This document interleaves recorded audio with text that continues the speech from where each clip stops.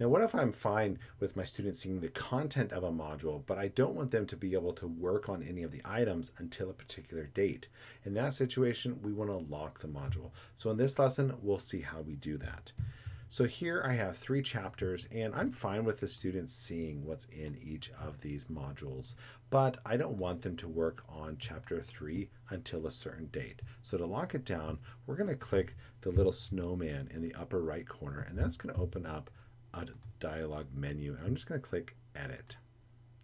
Now in this module settings page, the very first thing underneath the title is Lock Until. So if we click there, you'll see that it tells us that we can unlock it at a particular date.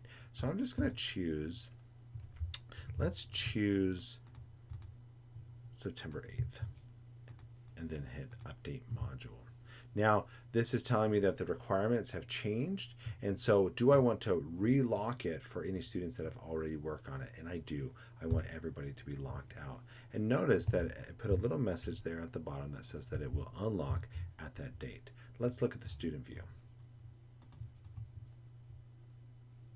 So now, with the student view, you see that each of these items is accessible by the students. Here it shows what is going to be in that module, but the students can't actually click on it. So in this lesson, we looked at how do you lock a module to prevent students from getting to content until you're ready for it.